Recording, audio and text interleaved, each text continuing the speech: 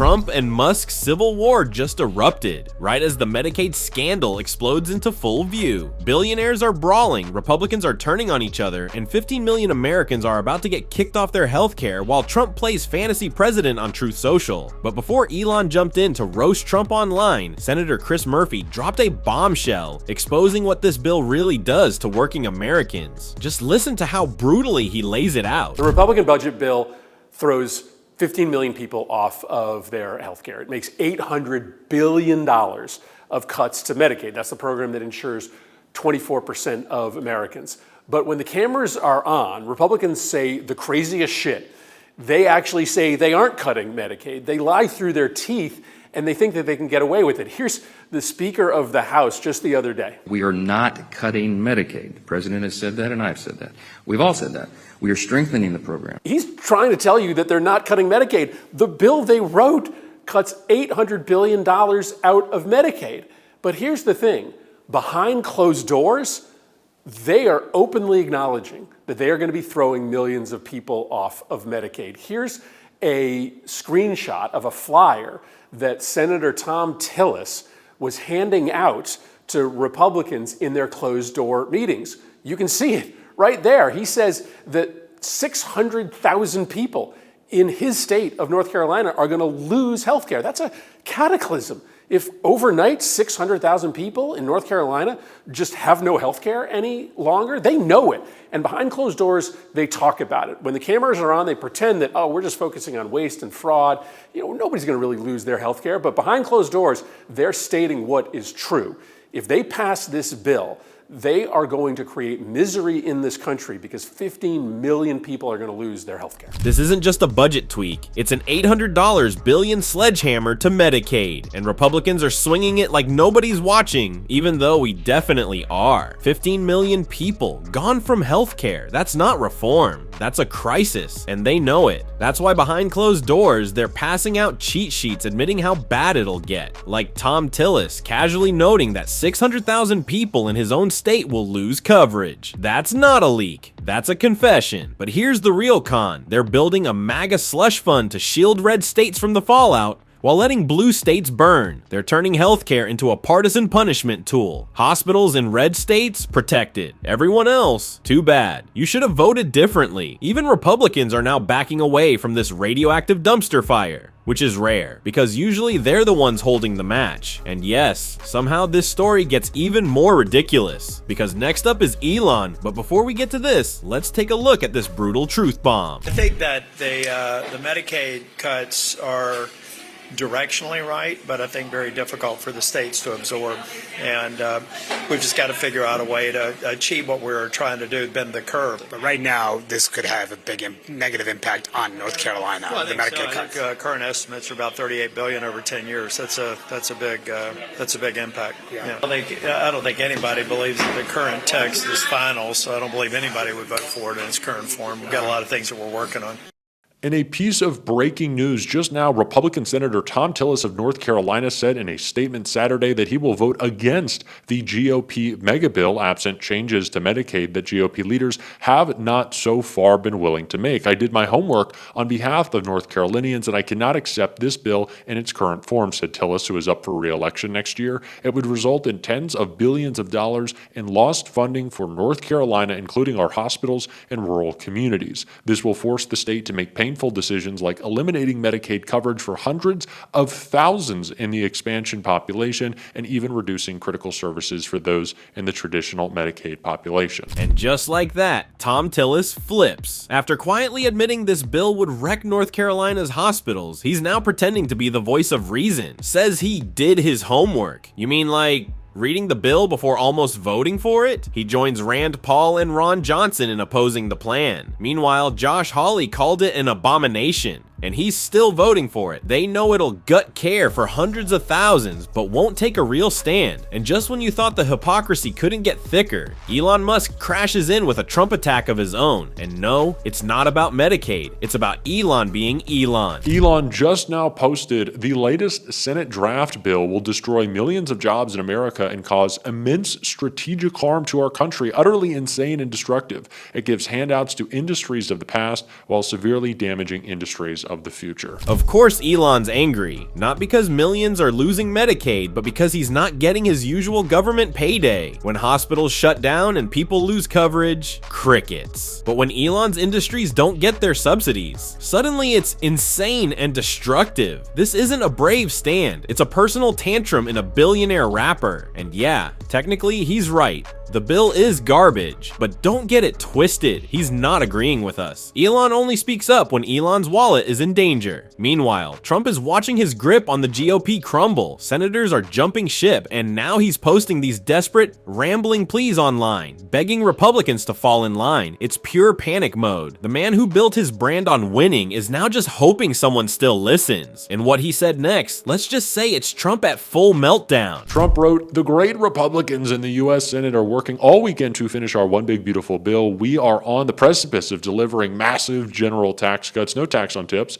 no tax on overtime, no tax on Social Security for our seniors, permanently securing our borders, an even bigger and more powerful military than I had in my first term, unleashing our American economy, dominating the energy market, creating jobs, and getting money back to American families. The House of Representatives must be ready to send it to my desk before July 4th. We can get it done now. It was a wonderful celebration for our country, which right now is the hottest country anywhere in the world, and it just continues to go downhill like that." Ah yes, Trump's latest hallucination thread. Apparently this bill does it all. Cuts taxes on tips, builds a powerful military, unleashes the economy. Spoiler alert, none of that's in the bill. No tax on overtime, not there. Social Security, made up. Energy dominance, please. He's yelling at windmills. He's slapping campaign slogans on a budget disaster and calling it beautiful. It's like trying to sell a haunted house by describing a yacht. Let's be honest, he hasn't read a word, and he doesn't care. But luckily, right after this mess, Senator Chris Murphy comes back swinging and destroys the entire bill. Well, Tim, thank you very much, and thanks to you and your staff for taking the lead on putting this very important hearing together. Thank you to all of our panelists, to all of our guests for being here. You are speaking truth to power. That's the best of America when we stand up to those that are in our government, are in positions of authority, who are trying to take from the dispossessed, from the most powerless in our country.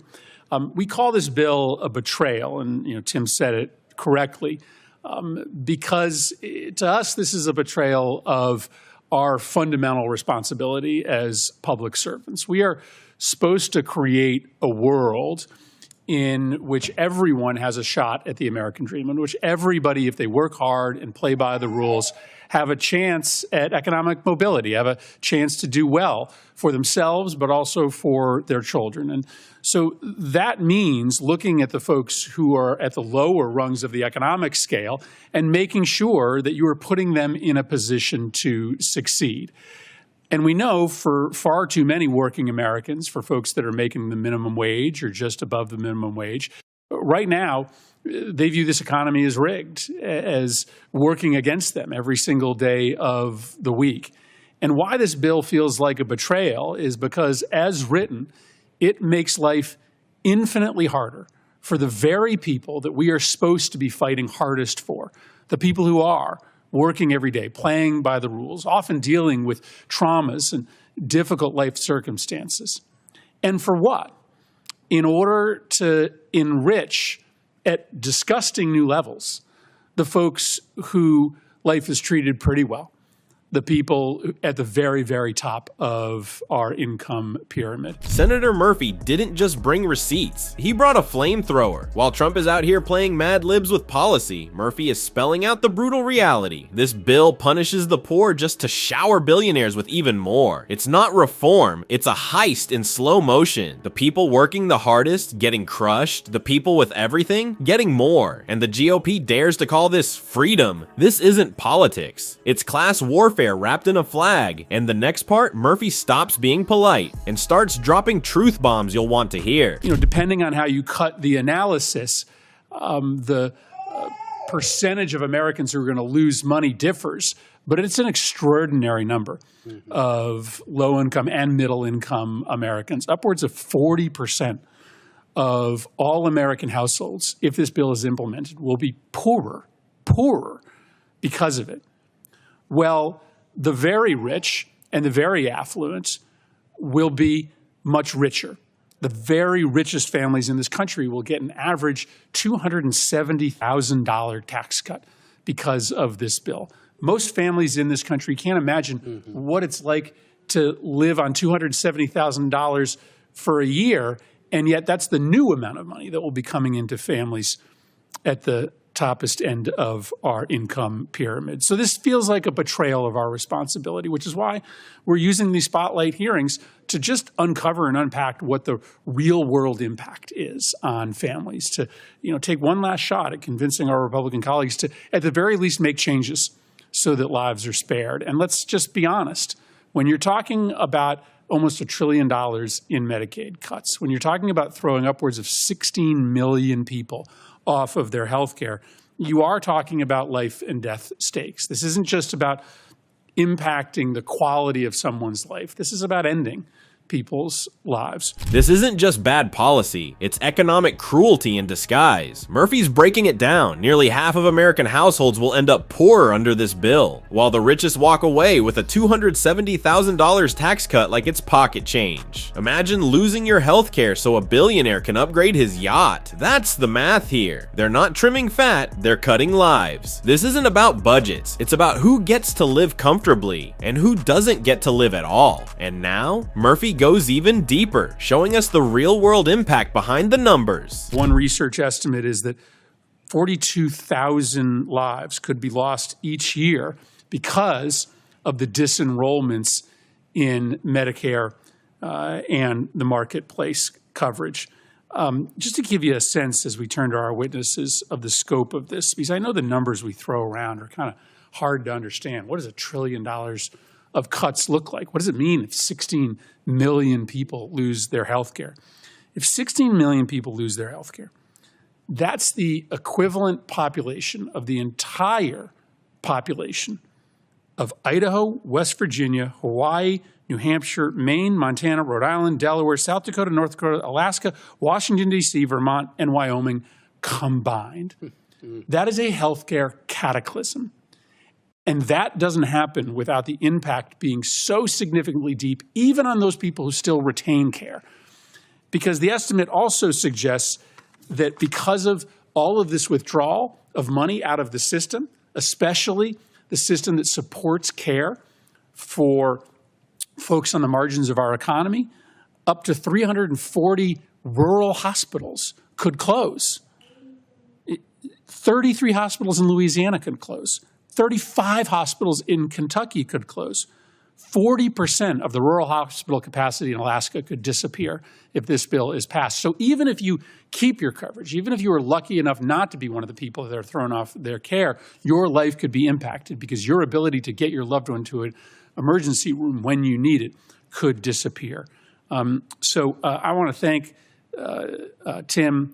I want to thank my colleagues who are going to arrive as you give your testimony for the questions that they will ask. We literally just moments ago got a new updated Congressional Budget Office analysis, and the news doesn't get better, Senator Kaine. It just keeps on getting worse. This new analysis says that the deficit impact on the country will be even bigger, now looking at $3.7 trillion in additional deficits, that the bill is going to increase interest rates. So on top of the fact that you're going to lose your health care, you're going to lose your nutrition benefits, you're going to watch the rich get richer, you're also going to pay more to get into that first house, to be able to borrow to put your kid through college. This is a really important hearing, and I'm looking forward to the witnesses helping us to tell the story of what's going to happen on the ground. Chris Murphy just painted the picture, and it's apocalyptic. We're talking about a bill so reckless, it could wipe out the healthcare system like a slow-moving hurricane. 16 million people losing care? That's like erasing 14 entire states from the healthcare map. And even if you keep your insurance, good luck finding a hospital when 340 of them shut down, especially in rural areas where they're already hanging by a thread. It's not just cruel, it's economically suicidal. Higher deficits, soaring interest rates, tax, the rich laughing all the way to the bank, and you footing the bill. This isn't just bad math, it's a moral failure on a national scale. So if you want more truth they won't say on cable news, like the video, subscribe to the channel and stay with us, because what's coming next? Let's just say the Trump chaos is about to go off the rails.